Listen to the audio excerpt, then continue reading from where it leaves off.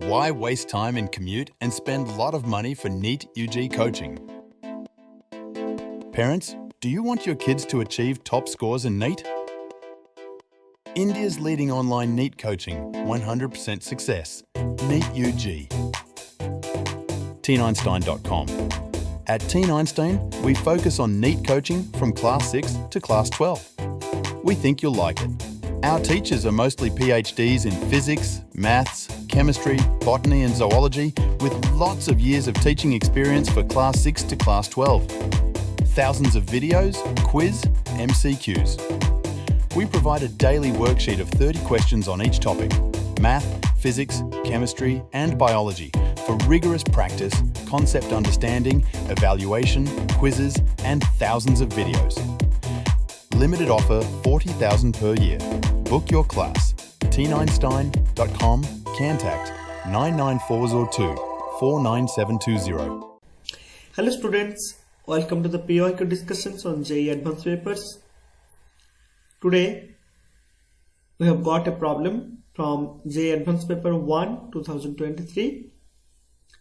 So the problem says a slide with a frictionless curved surface which becomes horizontal at its lower end is fixed on the terrace of a building of height 3h from the ground as shown in the figure.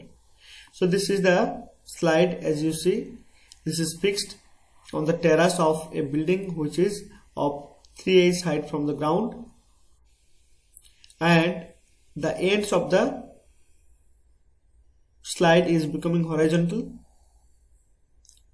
Now a spherical ball of mass small m is released on the slide from the rest at a height h from the top of the terrace. So a spherical ball is released from rest on this slide.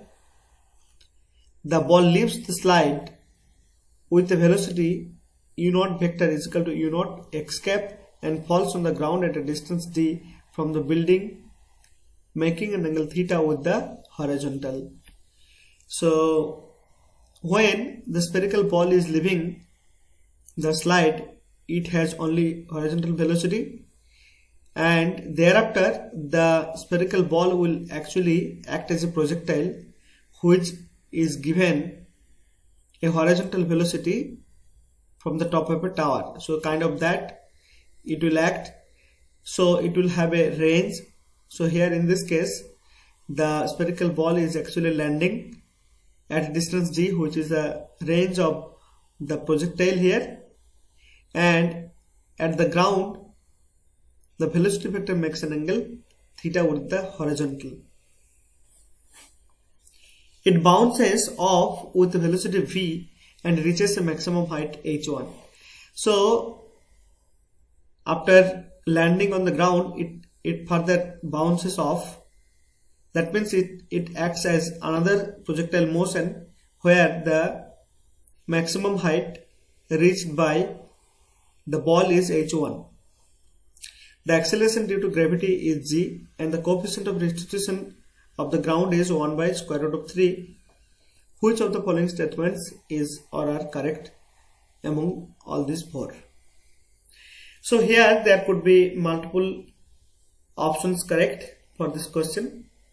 So first option, let us see, that is the velocity vector, which is the horizontal velocity attained by the spherical ball when it is sliding down through the slide, and that is along x-axis direction. But what is the magnitude of that velocity? We have to just find out. This is very simple. As you know, we have to apply the conservation of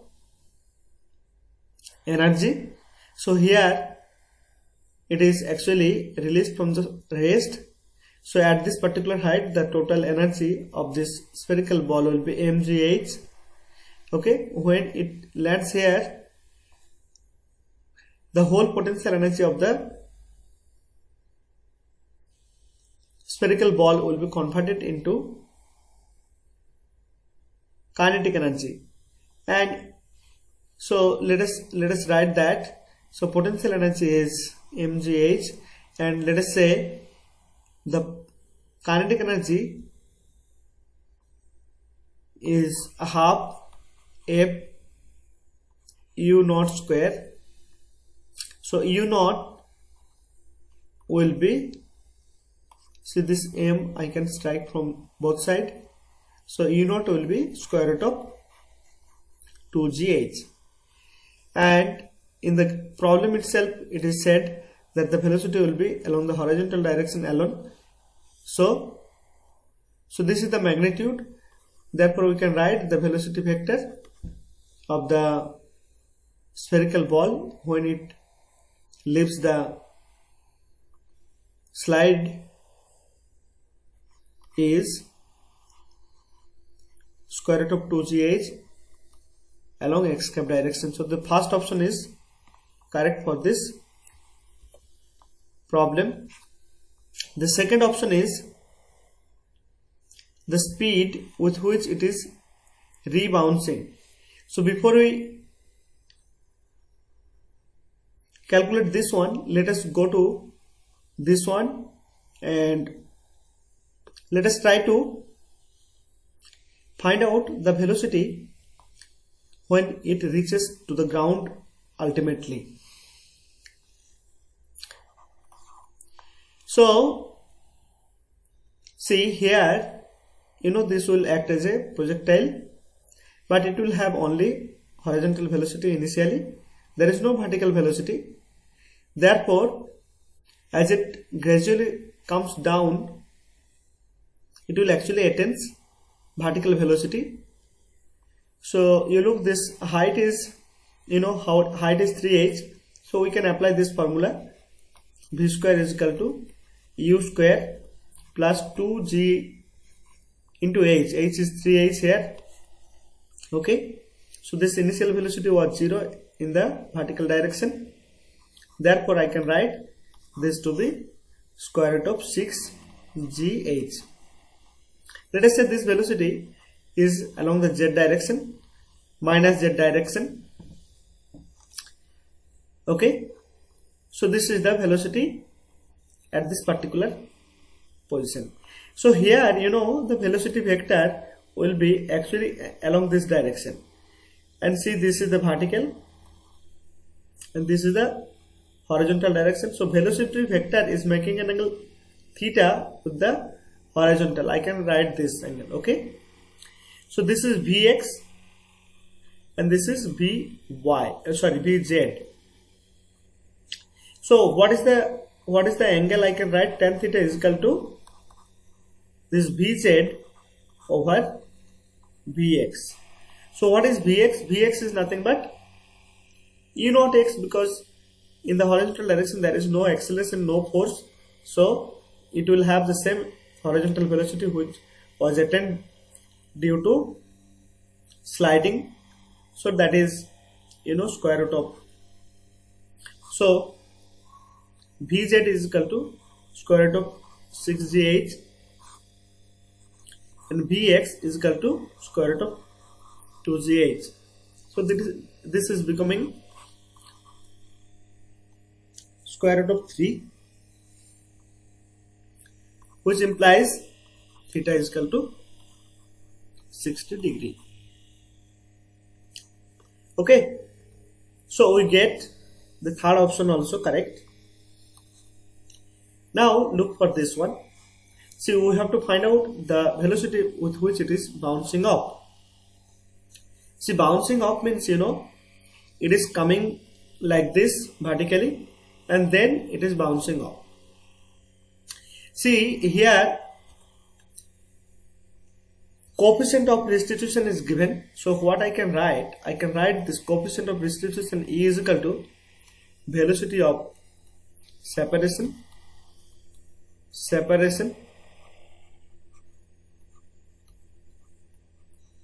to the velocity of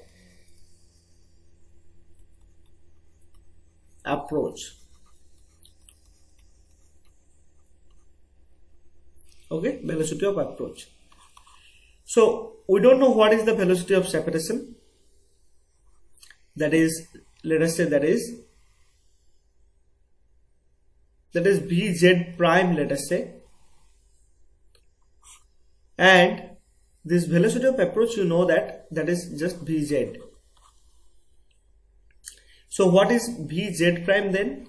Vz prime is equal to E into Vz.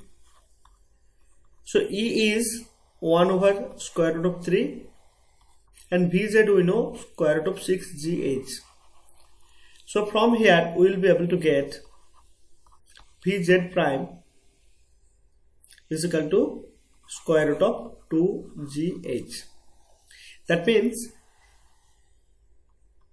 this one, okay? Just after landing, it will bounce off, and this velocity vector will have two components, one along vertical direction, another along horizontal direction. So due to this impact or due to this restitution, the momentum in the vertical direction only will change, okay, but the momentum along the horizontal direction will not change. That's why the velocity in the vertical direction only alone change.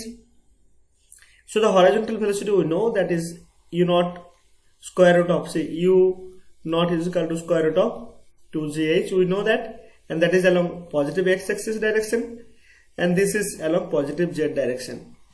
So the velocity vector will be square root of 2gh, one along x cap, another along positive z cap. So this will be the velocity, but in this case you look, there is negative sign in between. So this is not a correct answer or correct option here. So we have got three options to be correct.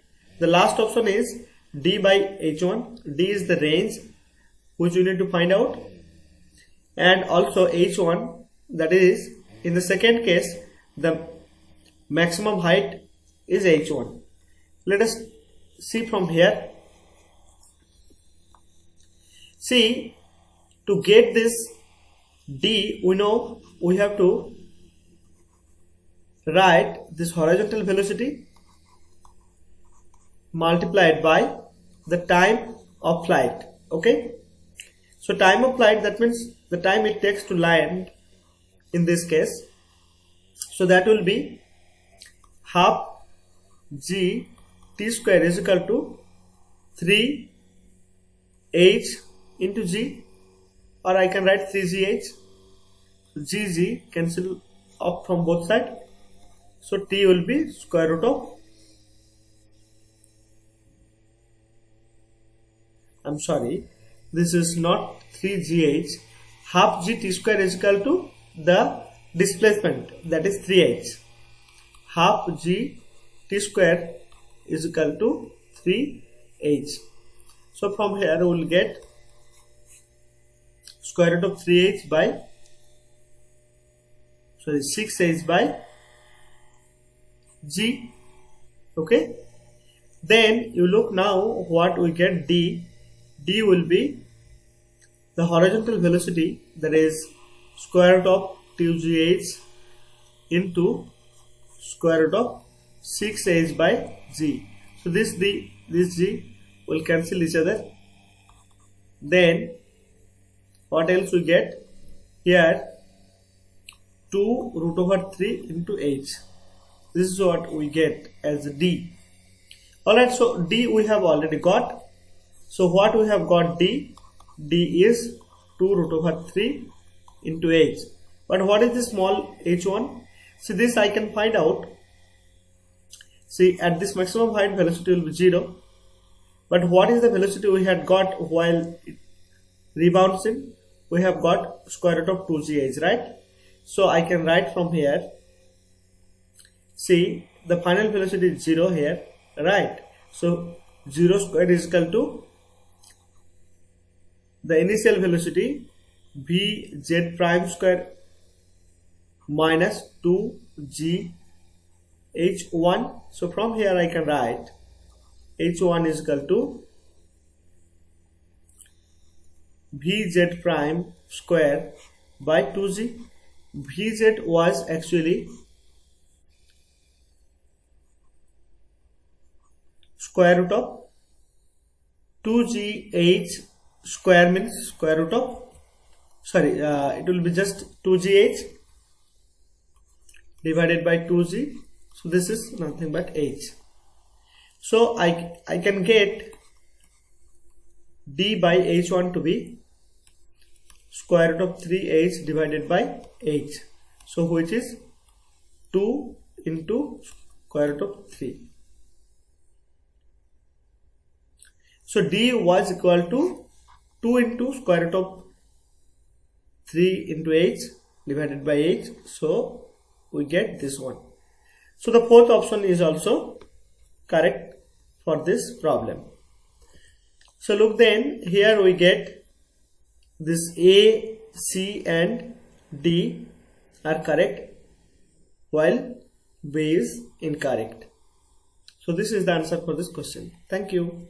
Why waste time in commute and spend a lot of money for IIT JEE coaching? Parents, do you want your kids to achieve top scores in IIT JEE? India's leading online NEET coaching 100% success IIT JEE. At TeenEinstein, we focus on IIT JEE coaching from Class 6 to Class 12. We think you'll like it.